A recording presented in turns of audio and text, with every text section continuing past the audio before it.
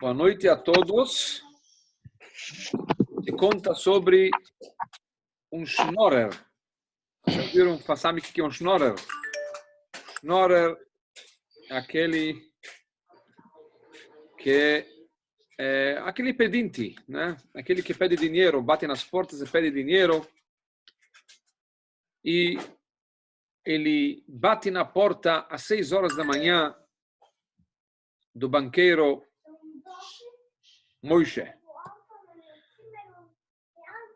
Alguém bate na porta, o cara acorda, ele abre a porta, vê o pedinte na frente e fala, mas desculpa, essa é a hora que você me acorda para pedir tzedakah, pedir dinheiro?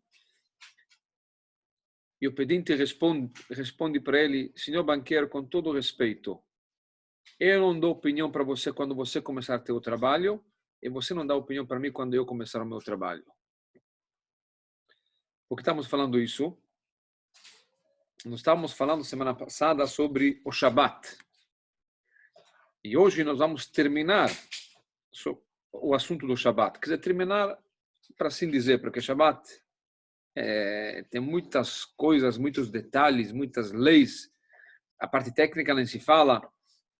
E, na verdade, nós estamos falando mais da parte técnica do que a parte filosófica das coisas.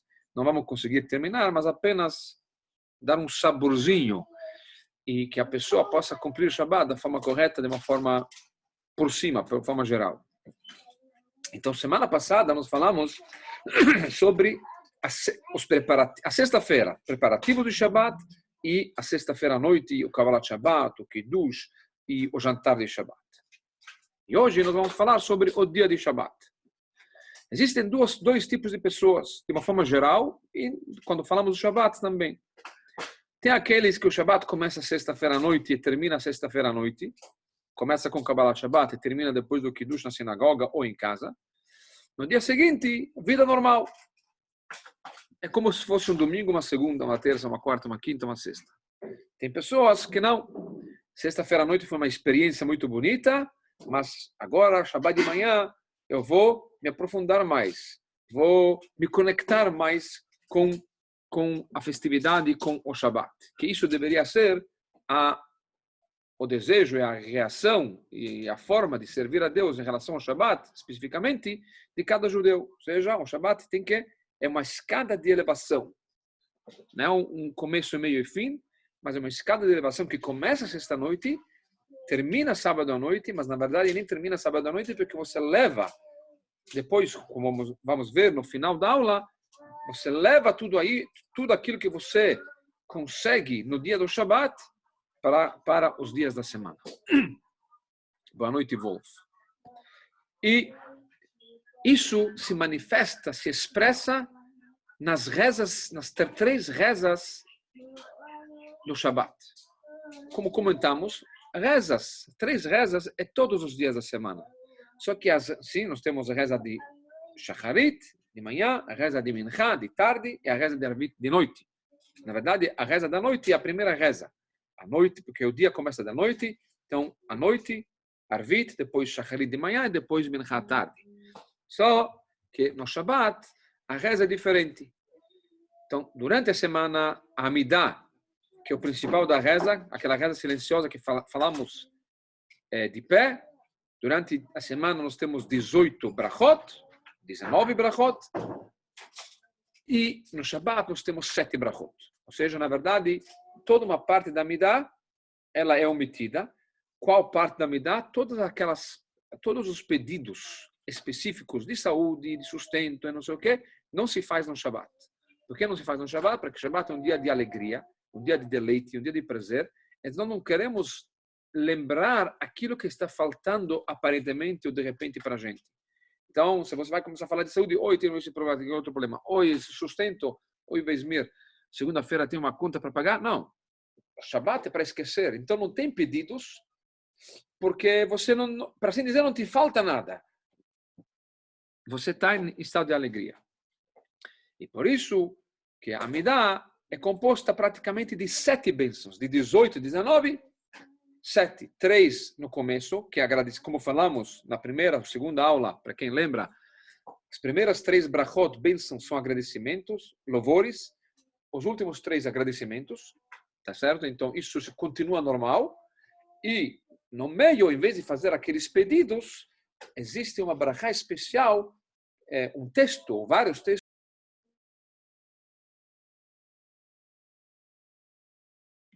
Peço desculpa, mas caiu a internet e acontece. Essa é a rede que eu tenho em resposta ao Wolf. E não sei, ultimamente está dando um pouco de problema. E trazer um técnico hoje em dia não é tão fácil, da Vivo, da Claro, ou sei lá, ou da NET. E vamos deixar isso para uma outra vez. Mas, de qualquer forma, eu não sei qual a última coisa que vocês ouviram, nós estamos falando das rezas de Shabbat. Então, nós temos a reza, uma brachá especial para o Shabbat. Para quem tem um Sidur, então nós temos uma brachá à noite, uma brachá, textos que são diferentes, tudo relacionado com Shabbat, mas textos quase todos diferentes. À noite, o texto específico que começa com Shabbat é Ataki Dashta, você santificou o 7º dia. No Sidur Tirat Hashem deve ser, não sei lá, 154, para quem quiser ver. No Shabbat de manhã, na Amidah, o trecho de Shabbat começa com Yismach Moshe.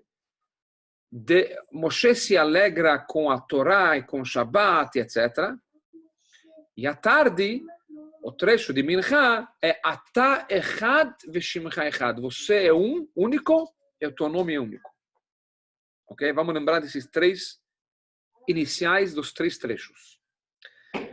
Depois tem outro trecho, outra frase que nós falamos, a mesma frase, o mesmo trecho em todas as 3 rezas, que é Elokeinu, aquele que nós costumamos cantar na sinagoga, Kacheinu bemitzvotecha beten chelkeinu betoratecha, tá certo?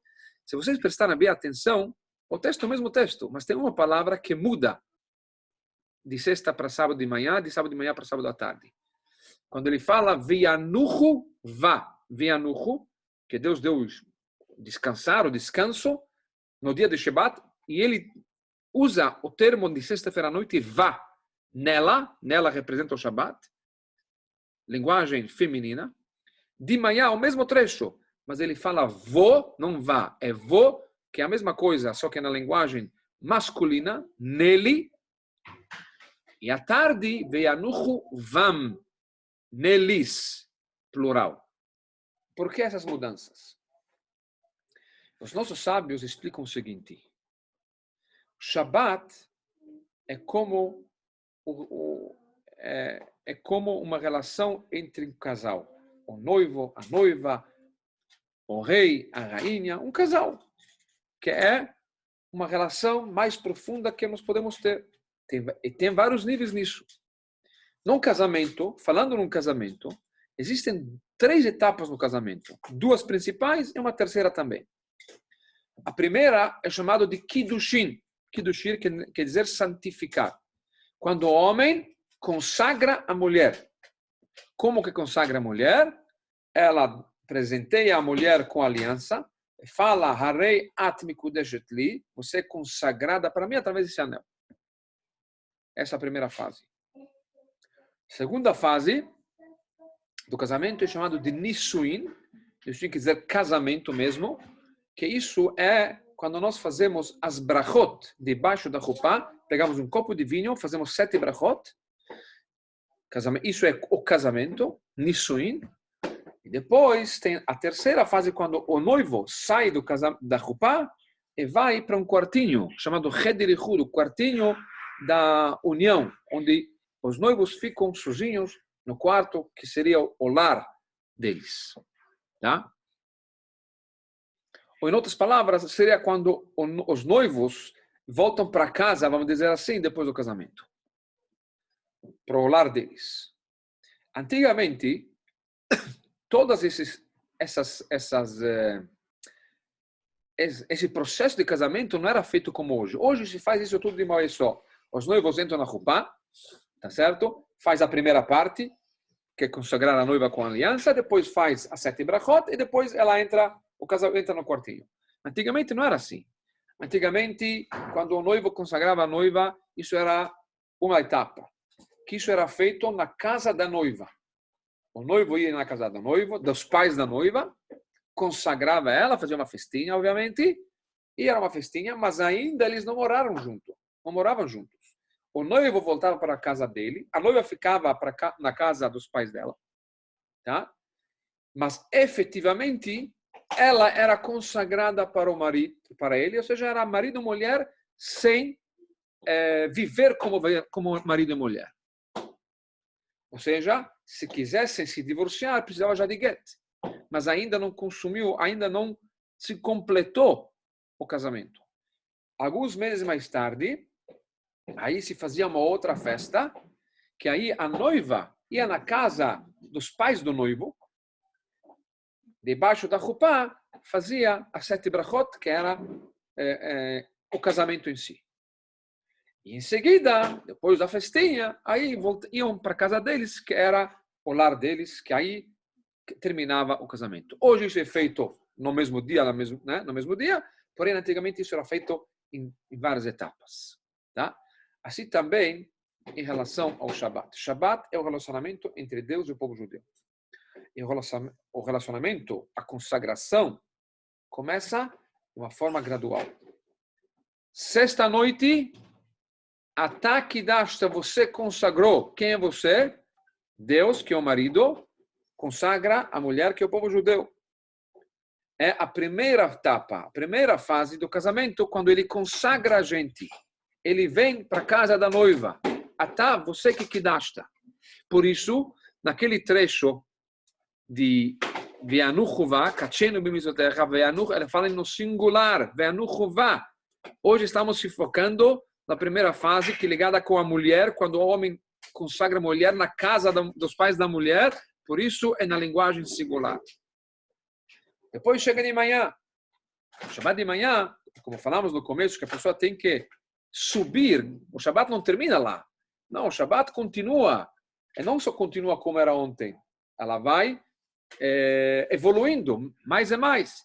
Então, na medida do Shabbat de manhã, a evolução já se torna maior quando nós consagramos, nós vamos, Yismach Moshe. Moshe, que aqui representa Moshe, é o povo judeu, certo? Se alegra com quem?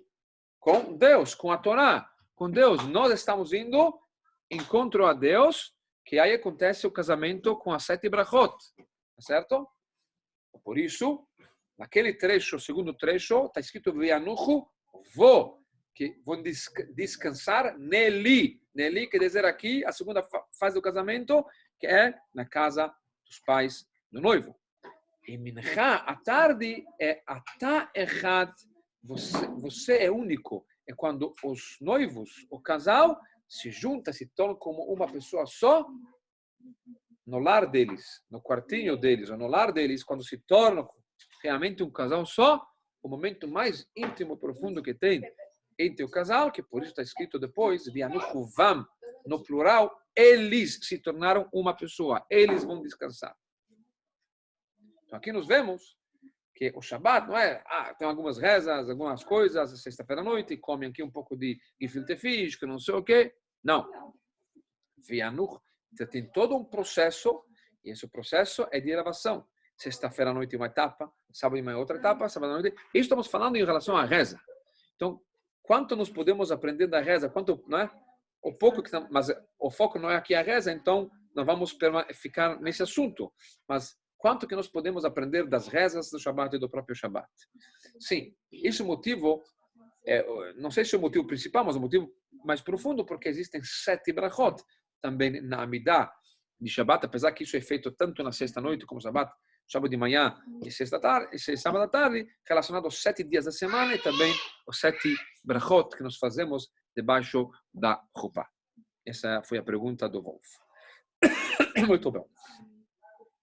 Vamos passar sobre o almoço de Shabbat. O almoço de Shabbat é parecido como o jantar da sexta-feira à noite. fazemos o Kiddush sobre o copo de vinho, o texto é um pouco diferente, porque nós não precisamos santificar o Shabbat. Santificar o Shabbat já fizemos no Kiddush à noite. Então, o texto não fala sobre santificar, por isso que também é mais curto, mas de qualquer forma, fazemos o Kiddush, depois lavamos as mãos, como ontem, e fazemos a brachá sobre as halot, e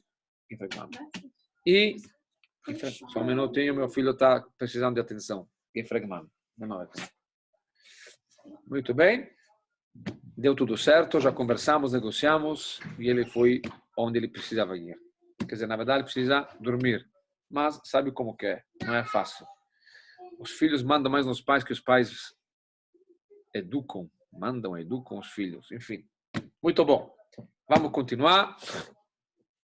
Então, Netilat Yadayim, Kiddush sobre o copo de vinho, Netilat Yadayim, lavar as mãos, pegamos as halot, diferente da semana passada, se vocês lembram que eu falei que as halot, nós seguramos ela uma do lado do outro, né? A parte de baixo da halá, viramos uma do lado do outro. Sábado de manhã é um pouco diferente, nós pegamos as duas halot, né? Aqui são as duas halot, colocamos uma em cima da outra. Isso está ligado com a Kabbalah, que não vamos explicar isso agora, mas assim que é feito, e fazemos um pequeno corte, fazemos a brachá de Amotzi, cortamos, mergulhamos a halá 3 vezes no sal, e aí vem o peixe, carne, bem parecido como sexta-noite. Mas tem uma grande diferença. Obviamente, todo mundo já sabe o que é o famoso chunt. Chunt é uma comida judaica, uma comida gostosa, uma comida que alguns esperam toda semana para chegar a esse momento crítico especial de comer um pouco de chunt e depois não consegue mais levantar da cadeira e capota, não sei, do lado da cama, em cima da cama, embaixo da cama, e fica lá até, se Deus quiser, Deus ressuscitar ele. Mas, de qualquer forma, além das piadas, é importante saber que tudo que nós fazemos no judaísmo existe um motivo. Nada, quer dizer, pode parecer uma coisa boba, mas qual é o significado do chunt? Então, chunt, na verdade, o que acontece? Chunt, literalmente, você não pode cozinhar no Shabbat. Já que você não pode cozinhar no Shabbat, então, e você quer uma coisa quente, por isso, depois vamos falar um pouco mais sobre o cozinhar do Shabbat, mas você cozinha antes do Shabbat, e você deixa isso já aceso no fogão, ou naquela panela, hoje especial para isso, de chunt, e você deixa ela para você não cozinhar, né? Não pode cozinhar no Shabbat. E por isso ela vai cozinhando devagar durante a noite toda, então, e disso sai o chunt. Isso é verdade e é importante, por quê? Porque Shabbat é um dia de prazer, de deleite, como falamos. E um dos prazeres do Shabbat é comer comida quente, comida gostosa quando a comida é quente. Então, existe um conceito, sim, de fazer chunt, por quê? Porque é para ter mais prazer no dia do Shabbat. Mas tem um outro motivo porque nós fazemos o chunt, e daqui, aparentemente, surgiu esse conceito, porque na Torá está escrito o seguinte: Lo tevaru esh bechol moshvotechem. Existe uma mitzvah na Torá, que faz parte das proibições do Shabbat, que você não pode acender fogo no Shabbat. E aqui, esse versículo pode ser interpretado em várias maneiras. Isso foi uma das grandes discussões entre aqueles que eram chamados de tzedukim, aqueles que acreditavam somente na Torá escrita, e os outros judeus que acreditam também na Torá oral. A Torá escrita, eles acreditavam que aquilo que está escrito, aquilo que é oral, isso já é interpretação que não obriga a gente. Na verdade, não é isso. A Torá oral é exatamente como a Torá escrita, só que isso foi dado por escrito e isso foi dado oralmente. Tá? E já que eles acreditavam somente na Torá escrita, então se você traduz ao pé da letra esse versículo, está escrito, você não pode ter fogo no Shabbat. Então, eles interpretaram que você não pode ter fogo no Shabbat. Independente se você acendeu isso antes do Shabat? Não. Você não pode ter fogo no Shabat. Em outras palavras, Shabat não tem como você ter comida quente. Então, eles faziam questão de não ter comida quente, porque você não pode acender fogo no Shabat. Só que a Torá oral explica diferente. Você não pode acender fogo no Shabat. Não que você não pode ter fogo aceso no Shabat. Você não pode acender fogo no Shabat. Mas se você acender antes do Shabat e ela vai cozindo durante o Shabat, você não acendeu fogo. Isso não tem problema. Isso foi uma das grandes discussões. Então, na verdade, quando nós fazemos o Tchum, tem uma declaração que nós acreditamos na Torá oral, não só na Torá escrita. Na Torá hoje não tem tanta necessidade, porque não existe mais esse grupo de pessoas, mas antigamente isso começou com a de fazer uma comida quente para mostrar que eu não faço parte desses que não acreditam na Torá oral, e por isso é que se faz o Tchunt. Isso é o significado um pouco mais, o que tem por trás do Tchunt. Já que estamos falando um pouco sobre fogo ou proibições, né? Proibições na Torá, então vamos falar rapidamente de algumas coisas relacionadas às proibições do Shabat. Obviamente tem coisa que é difícil de entender. Tem um exemplo, uma parábola do Hafetz Chaim, um rabino lituano que viveu 150 anos atrás, e ele deu o exemplo de um rei que o ministro disse para ele que ele está indo para uma festa, um cassino, sei lá. Ele falou: olha, vai, aproveita bastante, mas por favor, não aposta em nada e ninguém. Não faz apostas. Claro, rei, eu sou fiel a você, não sei o quê. No dia seguinte, ele volta e pergunta para ele: e aí, você apostou? Ele falou: olha, eu não fiz nenhuma aposta. Só tem uma aposta eu fiz no final. Uma aposta eu fiz, mas graças a Deus eu ganhei. Qual foi a aposta? A aposta falaram que nós temos certeza, apostaram que ele tem uma verruga no ombro e apostaram, sei lá, fazer uma aposta, e ele apostou 50, porque ele não tinha verruga, e tirou a camiseta para mostrar que não tem verruga, e ganhou com 50, sei lá, 50 reais. O rei ficou bravo e falou para ele: burro, eu te falei de não apostar. Eu apostei em você que você não vai tirar a camiseta. E eu apostei em 100 reais. E agora eu perdi 100 reais. Ou seja, ele queria dar esse exemplo. Às vezes nós temos uma certa lógica. Ganhamos, nós entendemos melhor. Não. Às vezes tem alguma coisa por trás que até não descobrir é difícil entender. Obviamente, quando falamos de Shabbat, tem coisas que não dá para entender, mas não é que não existe uma lógica.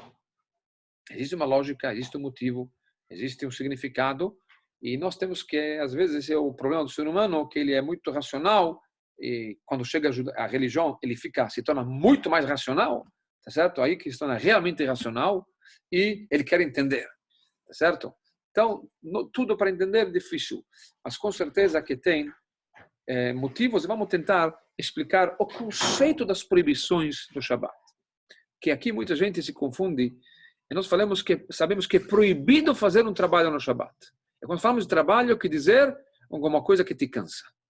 Então, nós vemos que no Shabat tem muita coisa que não cansa, que é proibido, e aparentemente coisa que cansa, que não é proibido. Então, cadê a lógica? Qual é a regra do jogo? Então, em primeiro lugar, vamos introduzir que existem 39 trabalhos proibidos no Shabat. De onde nós aprendemos esses 39 trabalhos proibidos no Shabat? São dos 39 trabalhos que eram feitos no templo sagrado, no santuário. Pela construção, pelo serviço, etc. Tinha 39. Todos os trabalhos que eram feitos no templo sagrado são proibidos fazer isso no Shabat. Por quê? Qual a relação?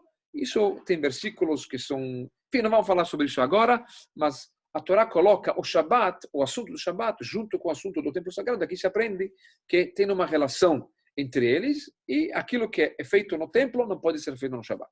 São 39 melachot, chamado trabalhos. Desses 39, sim, vamos resumir. Então, nós temos deles 11 que estão relacionados com assar, com cozinhar, etc. 13 deles estão relacionados com shmates, quer dizer, com roupa, cortar roupa, enfim, fazer coisas relacionadas à roupa. 7 relacionados com couro, criação do couro, fazer trabalhos com couro. 7 relacionados com a construção. E sobre isso, e são 39.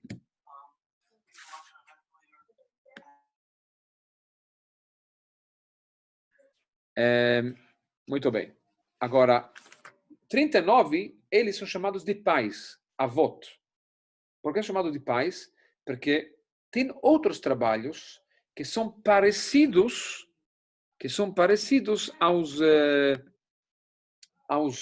aos pais, né? Mas que não foram falados diretamente, não são trabalhos que foram feitos diretamente no templo sagrado, mas são muito parecidos, certo?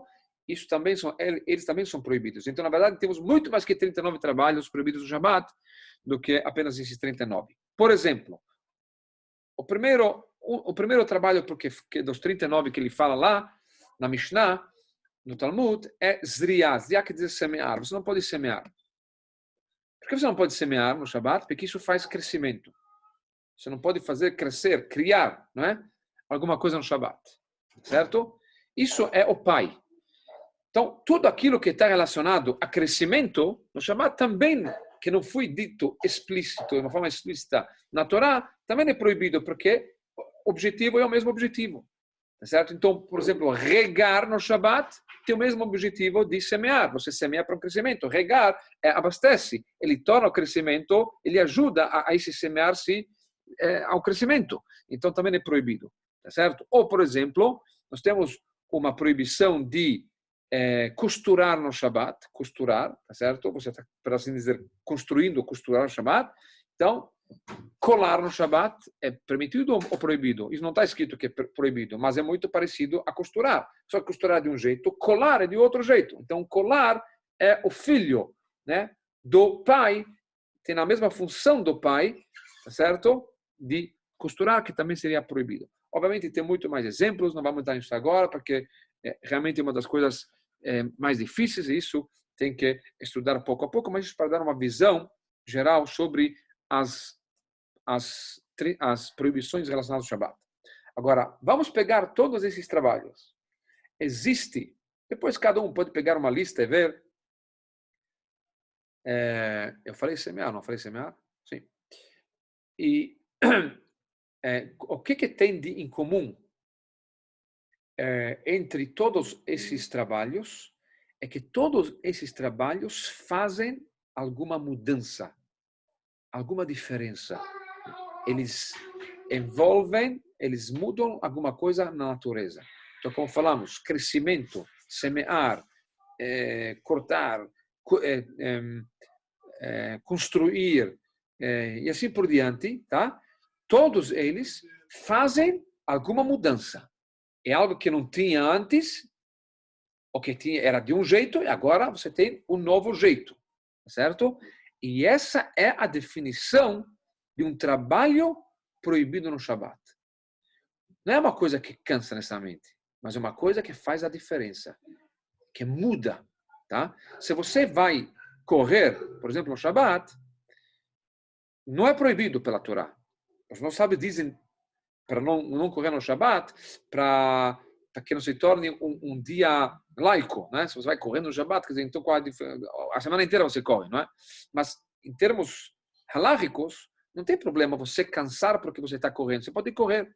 Por quê? Porque correndo você não está fazendo nenhuma mudança. Não aconteceu nada. Antes de correr, depois de correr, não aconteceu nada. Porque, então, antes você não estava cansado, agora você cansou. Mas você não mudou nada. Você não transformou nada. Você não fez nada. Tá certo? Ou você levantar alguma coisa. Você pode levantar no Shabbat. Por quê? Porque isso pode ser pesadíssimo. É um negócio de 20 quilos. Mas você não está mudando nada. Você não causou nenhuma mudança. Nenhuma transformação. Então, essa é a regra da proibição, da definição de um trabalho que isso seria proibido no Shabbat. Tudo aquilo que você faz, e isso transforma, causa uma transformação, alguma coisa diferente do antes e depois, isso é proibido. Aquilo que não causa, pode ser uma coisa extremamente cansativa, não tem problema nenhum. Tá? Sim, eu sempre digo que para um rabino o pior dia é o dia do Shabat. O dia mais cansativo é o dia do Shabat, tá certo? Shabat, tem aulas e as pessoas, tem mais pessoas na sinagoga, e tem que ir ducha, tem que preparar comida, não sei o quê. Quer dizer, na verdade, você não está transgredindo o Shabat? Não. É mais cansativo? Sim. Mas você está trabalhando? Não, isso não é trabalho. A definição de trabalho não é de descansar do cansaço. É descansar de criar. Por quê? Porque assim Deus fez. Deus criou durante 6 dias e no 7º dia descansou. Mas o que quer dizer descansou? Deus não cansa. O que ele descansou? Descansou de criação. Não do cansaço. Não é que ele estava cansado, depois de 6 dias, estava suando e cansou. Ah, graças a Deus, ele descansou 24 horas do Shabat. Ah, se tornou, carregou as baterias e mais uma semana como nós, seres humanos. Não. Então, em que consiste o descanso de Deus? É que ele parou de criar. Assim também nós, durante a semana toda nós criamos, fazemos muitas coisas que criamos, certo? Fazemos negócios, ganhamos mais dinheiro, não sei o que, Chega no dia de Shabat, você tem que parar de criar, você tem que descansar. E qual é o motivo que você tem que descansar no Shabat? O que tem por trás? Sim, assim aconteceu com Deus, então por isso fazemos assim, mas o que tem por trás? Durante a semana toda, é uma mitzvah de criar. Por isso que você foi criado. E para criar, como assim Deus criou 6 dias, também cada um de nós tem um potencial, que esse potencial tem que fazer a criação relacionada a ele, fazer a diferença. Para isso que nós fomos criados. Porém, existe um grande perigo, porque quando o homem começa a ter muito sucesso, criar muita coisa e dá certo, o ego também começa a crescer, e começa a se inflar. E aí ele esquece de onde veio toda a brachá, toda a bênção. Por isso, vem a Torá e fala, durante a semana toda você se concentra no objetivo de vida que é criação. Mas quando chega no Shabbat, você tem que se concentrar na criatura em si mesmo. Quem te criou? E lembrar que você, no final das contas, é uma criatura.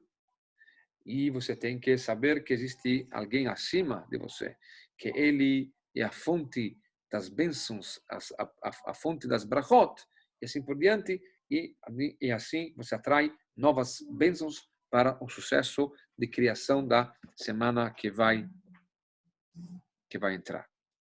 Desses 39 trabalhos que falamos, existe uma exceção. Existe uma exceção que seja um trabalho que aparentemente ela não faz, esse trabalho não faz transformação, não faz nenhuma diferença. Qual é? A proibição de carregar algo de um lugar privado para um lugar público ou vice-versa.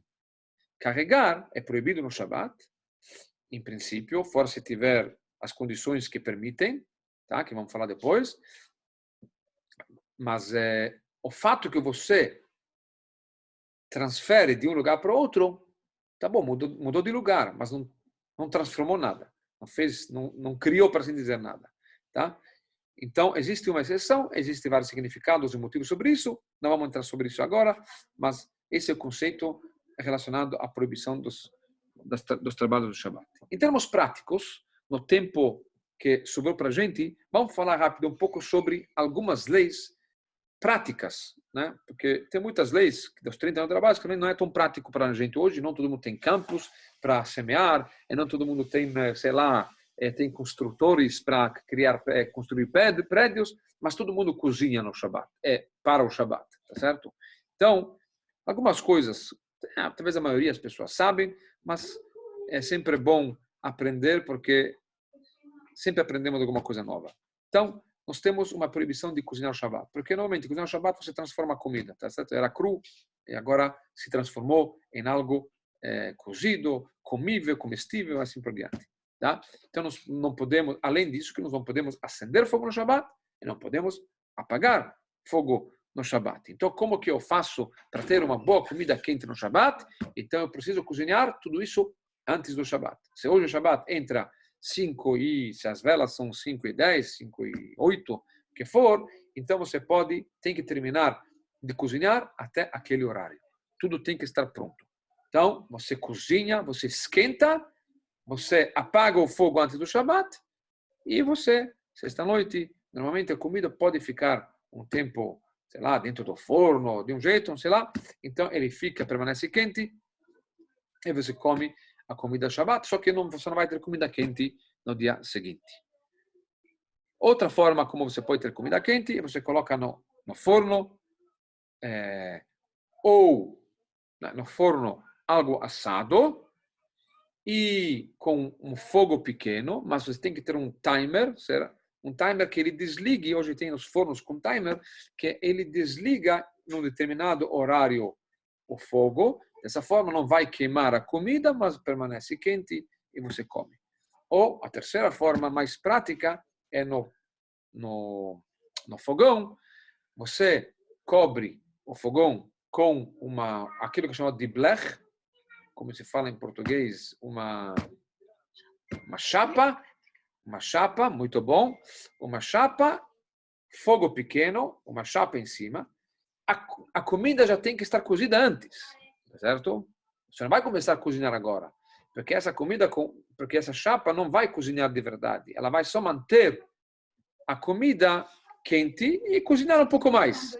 Mas a comida tem que estar praticamente já pronta e ela permanece. E aí você pode fazer também chuntla, você deixa a noite toda lá, no fogo pequeno, enfim, na temperatura certa, ou naquela panela de chunt tradicional, você deixa ela na temperatura certa e ela fica a noite toda desse jeito e você pode comer isso no Shabbat. Importante que quando você vai servir essa comida, você não pode tirar a comida diretamente da panela enquanto ela está em cima da chapa ou do forno ou daquela panela de chumbo. Você tem que tirar a panela do fogo e aí você tira aquilo que você quer. Você tira a comida. Se você quer colocar de volta, inclusive, é permitido, mas você tem que ter a intenção desde o começo a fazer isso. Se não tem intenção, você não pode devolver. Normalmente, você tira para comer, acabou, né? Mas você pode também colocar de volta se você teve intenção e tem que ser de imediato. Tira a comida da panela o necessário, depois você devolve a panela em cima da chapa.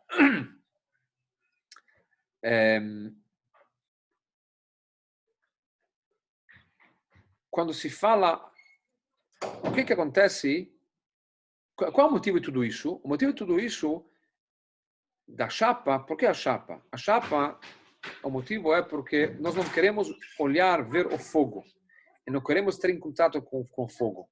Porque de repente você vai ver que ele está cozinhando muito devagar e você quer, essa sopa já estava quente, mas não está ainda borbulhando o suficiente e eu preciso comer daqui a uma hora. Então você vai, de repente, mexer e aumentar o fogo ou vice-versa. Está borbulhando demais, então você vai diminuir o fogo. Então a chapa, na verdade, tem que, inclusive, cobrir os, não sei como se chama lá, os botões onde acende o fogo, tá?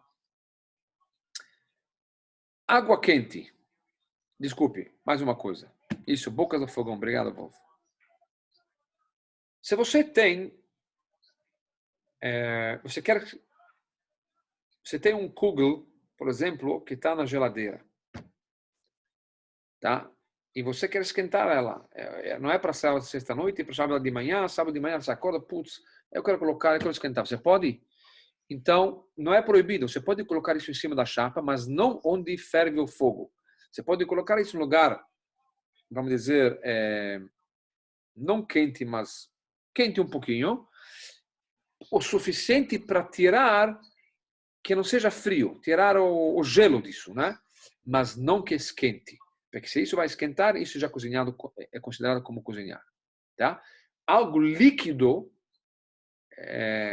água, sei lá, café, não sei o quê, não pode ser colocado de jeito nenhum em nenhum ponto da chapa. Só coisas chamado secas, ou um pedaço seco, né? Como um pedaço de carne, um pedaço de kigale, um pedaço, ou arroz, que não é, né, não tem molho, não tem nada. Então isso pode ser colocado porque isso não vai esquentar, não vai cozinhar suficiente, tá? Obviamente não pode ser colocado em cima do fogo, mas do lado pode ser colocado. Como que se faz com água quente? Água quente é a melhor forma, obviamente hoje tem os boilers que são feitos para o Shabbat, então você preenche o boiler e você liga isso antes do Shabbat, tem que ferver antes do Shabbat, e uma vez que ferveu antes do Shabbat, depende lá do... normalmente, aquele que se compra numa loja religiosa é feito para que você possa usar no Shabbat. Você não vai esquentando, não vai cozinhando durante todo o Shabbat, só vai manter o calor da água.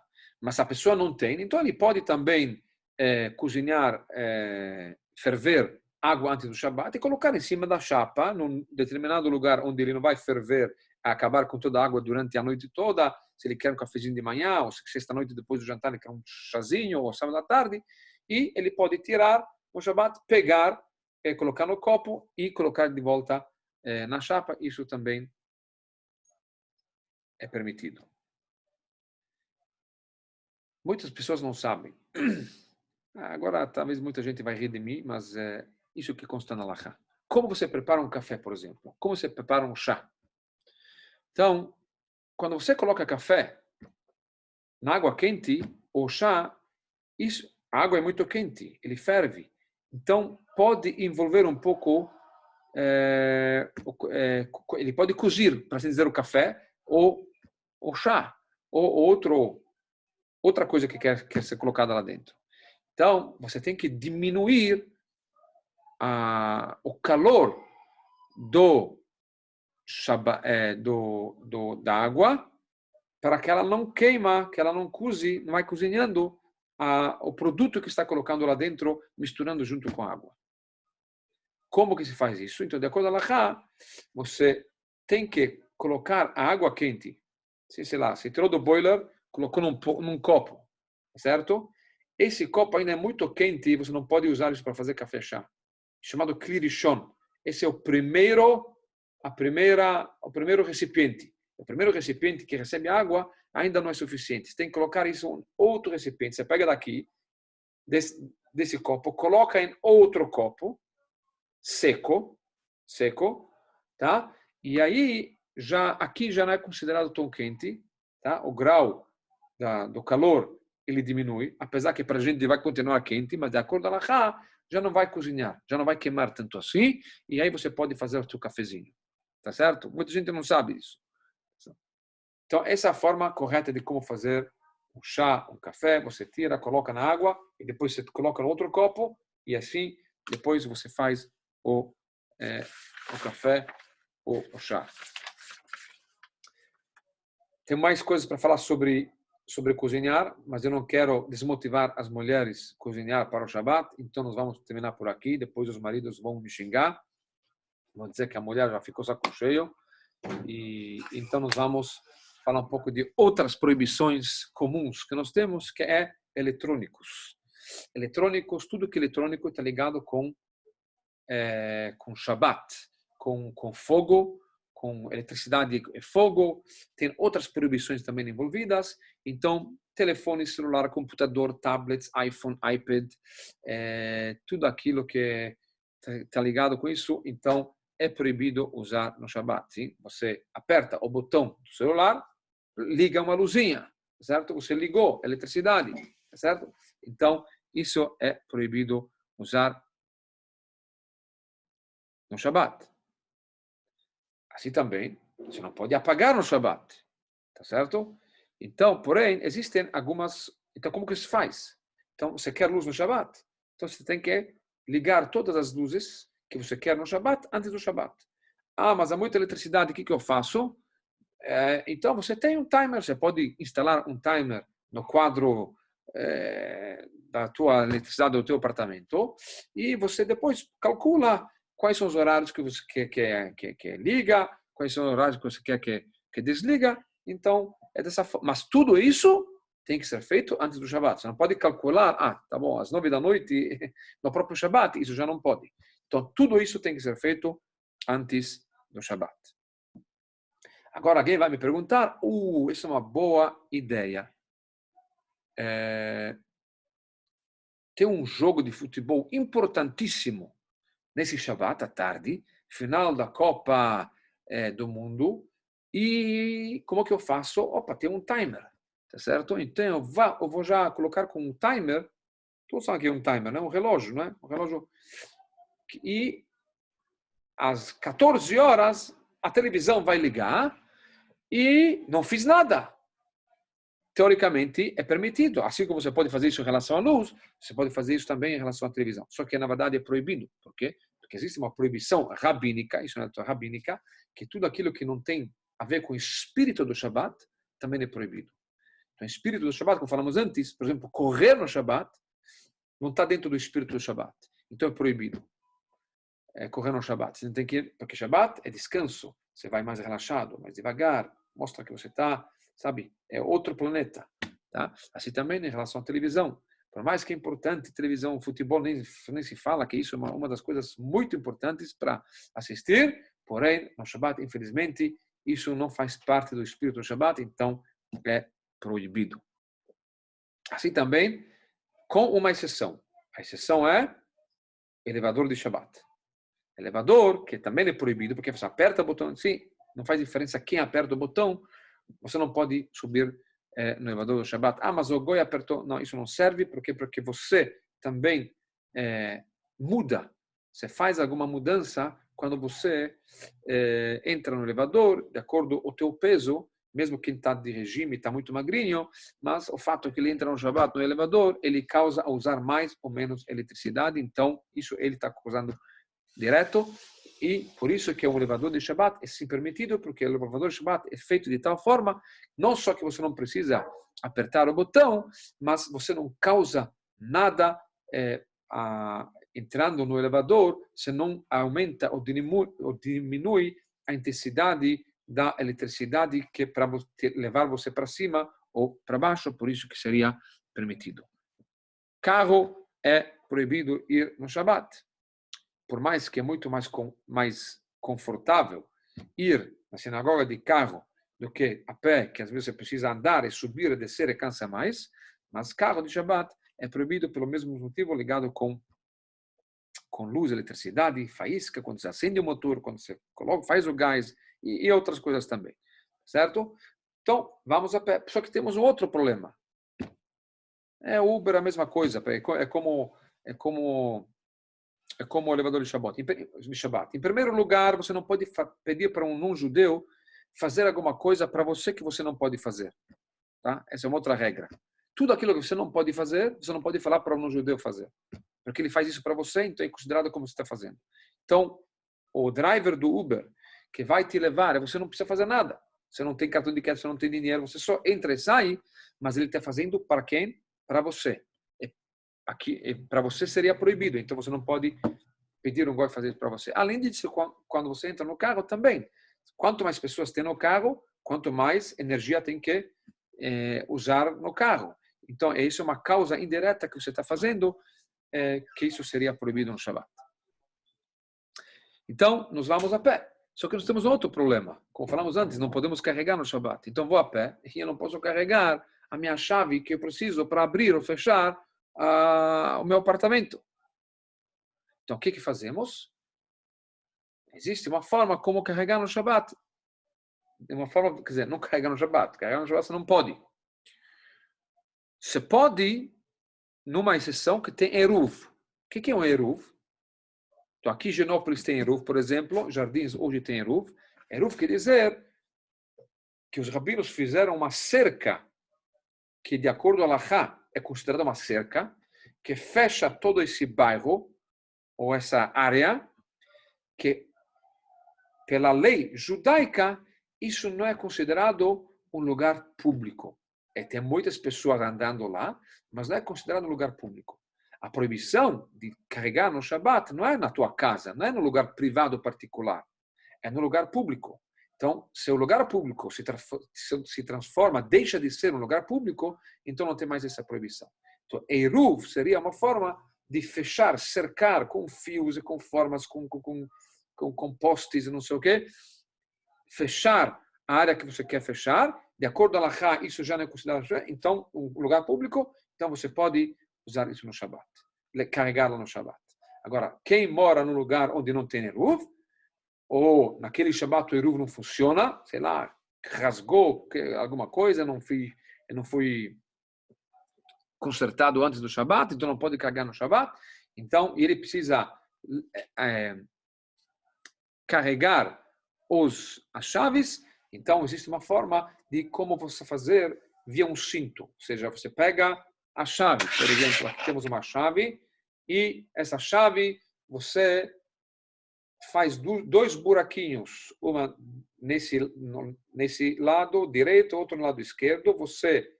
Você pega um cinto, né, que liga esses dois pontos e vai em volta de você. Esse cinto vai ser considerado como uma roupa, tá? E ela tem que realmente segurar alguma roupa. Por exemplo, para quem vai com tzitzit, por exemplo, então ele segura o tzitzit, ou pode ser em cima da calça, né? Pode se transformar como um cinto da calça, tá certo? E dessa forma é uma roupa. Uma roupa não é considerado carregar no Shabat. Então você pode dessa forma carregar no Shabat, porque isso não é a chave, porque não é considerado carregar no Shabat, certo? Agora alguém vai me perguntar, mas esses são jeitinhos, né? Esses judeus sempre têm jeitinhos. Não é um jeitinho, no final você está carregando, né? Esse eruva aqui, essa cerca, no final das contas, será que você quer, sabe, não é um jeitinho? Eu acho que é proibido, né? Então não é jeitinho. E eu vou dar um exemplo do momento que nós estamos vivendo, da pandemia. Então tem um judeu chamado Yankale. Esse Yankale escuta que o governador de São Paulo, não sei de onde, falou: ninguém pode sair de casa. Por quê? Porque existe um vírus. Então, quem tem pais acima de 60, 70 anos, não visita ele. E ele leva a sério, e ele se tranca em casa e não vai visitar os pais de jeito nenhum, porque é proibido, porque realmente isso envolve a saúde dos pais. Só que ele tem um vizinho, que está da idade dele, de 30 anos, que não tem risco, então ele vai visitar o vizinho. O amigo dele, chamado Moishele. E ele entra na casa dele e vê o Moishele que ele está visitando os pais dele, só que via Zoom. Então ele está se comunicando com os pais via Zoom. O Yankee fica apavorado. Mas como? Você não sabe que o governador falou que não pode, que isso pode matar as pessoas? Os teus pais, você não pode visitar teus pais. Tá certo? Então, só que vai explicar para ele que via Zoom o vírus não passa. Tá certo? Então, tem os quadradinhos, tá certo? Proibido é proibido. É aquilo que qualquer coisa que você vai fazer, é um jeitinho. Então, não é um jeitinho. Fisicamente visitar os pais é realmente proibido, mas via Zoom, por mais que está visitando os teus pais, mas já não é proibido, é outra coisa, é outra situação. Se também, quem define o que é permitido, o que é proibido, o que é considerado carregar, é a Torá. A Torá considera que um jeito e um jeito isso é considerado carregar, por isso é proibido no Shabat, e outro jeito, não é que é um jeitinho para carregar, isso não é.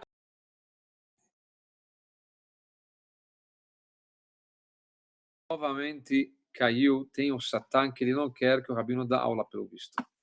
Mas nós não vamos aceitar isso de jeito nenhum. Eu quero só saber qual é a última coisa que vocês ouviram. Deixa. Alguém pode falar qual a última coisa que vocês ouviram, onde vocês pararam de ouvir? Se dos filhos visitarem os pais. Não terminei isso ainda. Tu está falando com as paredes, é isso? Eu estava falando sobre o Zoom. Sobre o Zoom. Tá bom, tá bom. Então, só um minutinho. Ok. Então, o Yankale visita o Moishele e o Moishele ele visita os pais dele via Zoom. E o Yankele fica apavorado, mas como pode ser que você visita os teus pais quando é proibido? todo mundo sabe que é ridículo, tá certo? E Yankale não bate na cabeça. Por quê? Porque via Zoom não é proibido visitar os pais, porque o vírus não vai passar. Isso também em relação ao Shabbat. O Shabbat, quando a Torá fala que isso é proibido, isso é permitido, não é um jeitinho. É quando carregar no Shabbat de um jeito é considerado carregar no Shabbat, e por isso é proibido, e de outro jeito não é considerado carregar no Shabbat. Por isso, você pode, porque isso não é considerado carregar. É como você carregar via Zoom, que isso não é considerado carregar. Tá? Então não são jeitinhos, mas quem pode decidir e definir essas coisas, normalmente são pessoas que conhecem a Halakha, que conhecem a definição do trabalho e das proibições, e de acordo com isso eles sabem como adaptar essas situações ao mundo que nós vivemos hoje e dizer isso é proibido porque isso entra numa categoria relacionada às proibições, de uma das proibições do Shabbat e a outra não. Tá? Já que não temos muito tempo, tem mais uma coisa que acho que eu esqueci de falar em relação ao eletrônico, é também em relação à geladeira de Shabbat. A geladeira de Shabbat, não, se tem Eruv, pode carregar. Eu falei assim, não, por quê? Porque não é considerado, não é um jeitinho, tá certo? É outra definição, é outra situação. Em relação à geladeira tem uma luzinha. Então, antes do Shabbat, tem que apagar essa luzinha ou tirar a lâmpada, enfim. Tá certo? Mas, na verdade, no elevador, na geladeira Shabbat também é outro problema. Quando hoje, nas geladeiras modernas, quando você abre ou fecha, isso liga ou desliga o motor. Esse é um problema, novamente, nós estamos causando ligar ou desligar a geladeira. Então, as geladeiras antigas, de acordo com a Halakha, é o ideal. Só que existem formas como eliminar certas funções, mas aí tem que falar com o técnico. Mas quando alguém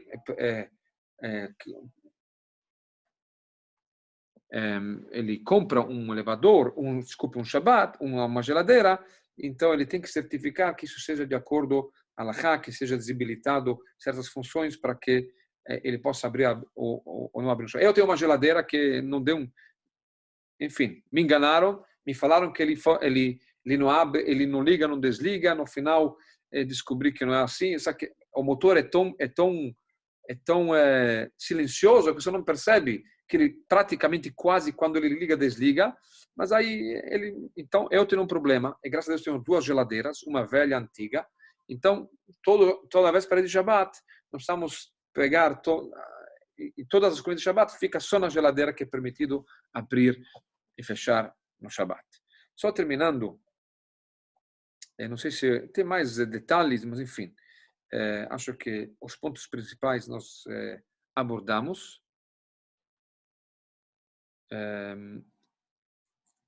Só terminando com a Havdalah, com o fim do Shabbat. No fim do Shabbat nós fazemos a Havdalah. Por que fazemos a Havdalah? A Havdalah nós fazemos para separar entre o dia sagrado de Shabbat para os demais dias da semana. Mas, na verdade, nós não terminamos o Shabbat na hora certa, nós acrescentamos alguns minutos do Shabbat fora do Shabbat. Ou seja, o Shabbat, na verdade, vamos dizer que termina 6 horas, isso seria à noite, quando começa a noite, nós vamos terminar o Shabbat alguns minutos mais tarde, 4, 5, 6 minutos. Normalmente nos calendários, quando ele mostra a saída do Shabbat, é já com esse acréscimo. Por quê? Porque nós queremos trazer a santidade do Shabbat, que ela também continua e influencie também os dias da semana. Além disso, como falamos na aula anterior, quando começa o Shabbat, nós temos uma Neshama Yetara, uma alma adicional entra dentro da gente, mas quando termina o Shabbat, então ela volta. Então, existe uma certa dificuldade para a Neshama, para a alma terminar o Shabbat, porque ela vai diminuir a intensidade da força da alma, aquela alma adicional, ela vai embora. Isso é o motivo que quando nós fazemos Havdalah, então nós também cheiramos alguma coisa, né, uma especiaria, porque isso é um tipo de conforto, consolo para a alma, para ela, vamos dizer assim, a coisa mais espiritual que nós temos aqui é o cheiro.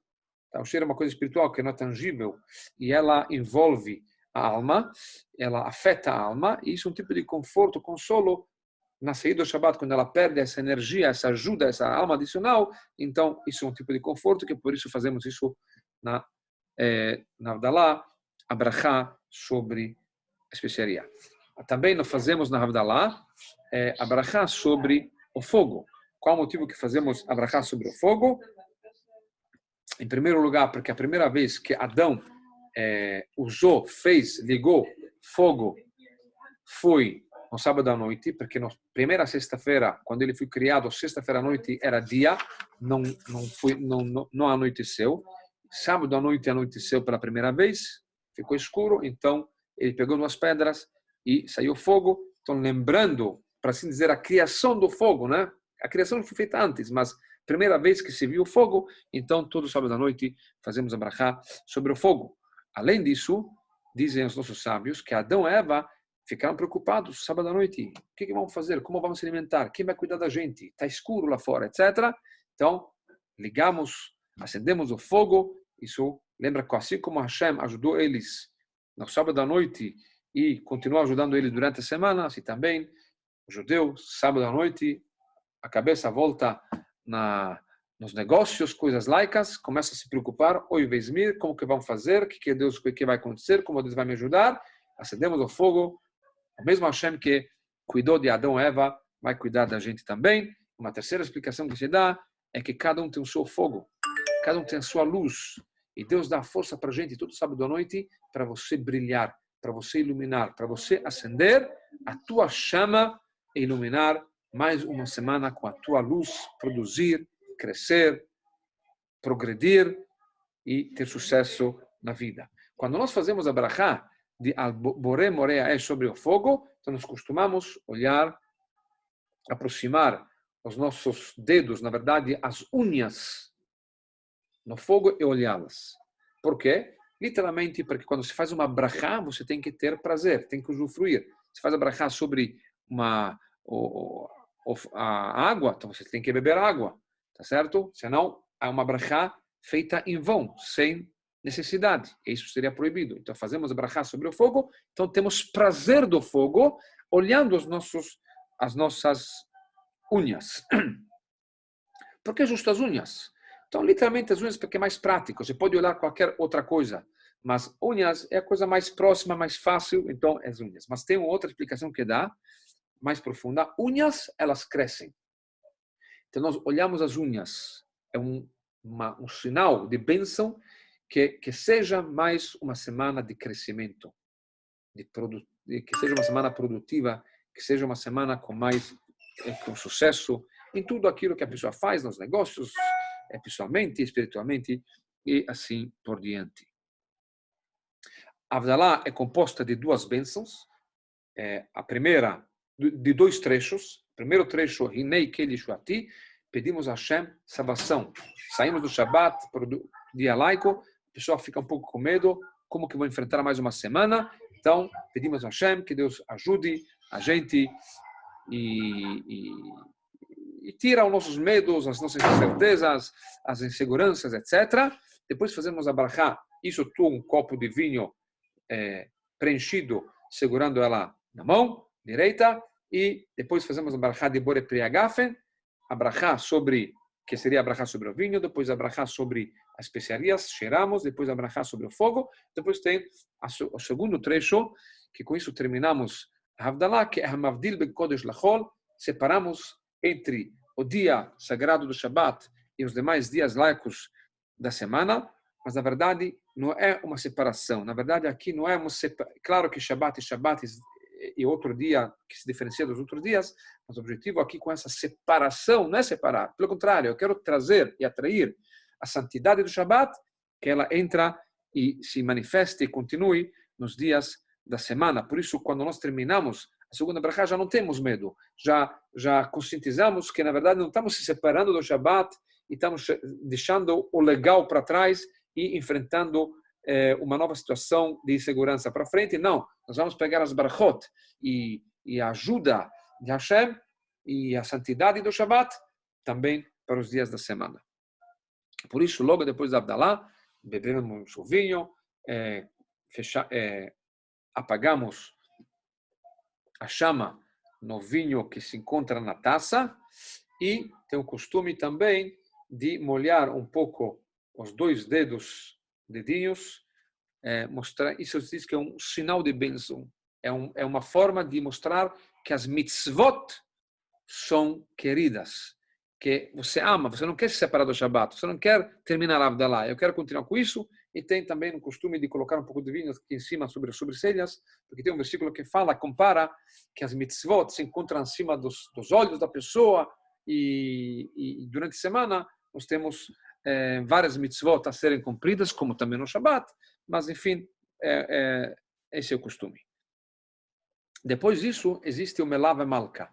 Nós costumamos fazer um jantar após o Shabbat chamado Melav Malka. E nós acompanhamos a rainha, o Shabbat, que é a rainha, acompanhamos ela. Ou seja, novamente, o mesmo conceito. Quis acompanhamos, não despedimos ela. Pelo contrário, nós queremos acompanhá-la, que ela venha junto com a gente, nos proteja também durante a semana.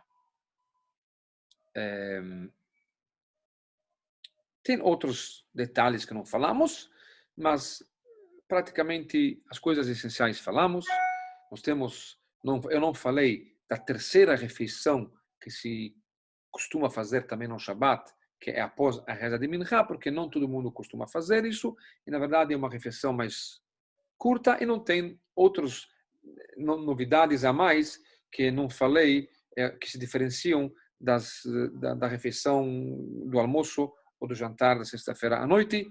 E com isso nós terminamos o curso de cumprir as mitzvot em casa no momento de pandemia. Obviamente, podemos estudar mais, podemos aprender mais, mas sem dúvida nenhuma que no judaísmo se diz, o que nos ensina as velas de Hanukkah, não é? Que você acende uma vela por vez, certo? Ou seja, cada coisa que nós podemos acrescentar é um conceito, é um princípio, é válido, é importante, etc. Então, por mais que eu não falei sobre todas as leis, etc., e é bom vocês saberem disso, porque saber que sempre, mesmo quem vai cumprir tudo aquilo que nós falamos, tem ainda mais para estudar, ainda mais para cumprir, ainda mais para aprender. Porém, quem fizer tudo isso, pode ter certeza que ele está cumprindo o Shabbat, se não 100%, mas 90%, 80% com certeza. E o principal é fazer mais um passo para frente, tanto nas rezas que falamos nas primeiras aulas e depois sobre o Kashrut, final depois do Shabbat. E se Deus quiser, planejamos, depois de Shavuot, começar um novo curso. Vamos divulgar isso mais tarde, relacionado com como lidar e manter o equilíbrio e a parte psicológica, emocional da pessoa nesses momentos não tão equilibrados que nós estamos vivenciando agora. Quem quiser fazer alguma pergunta ou alguma declaração, pode se manifestar agora. Boa noite. Boa noite.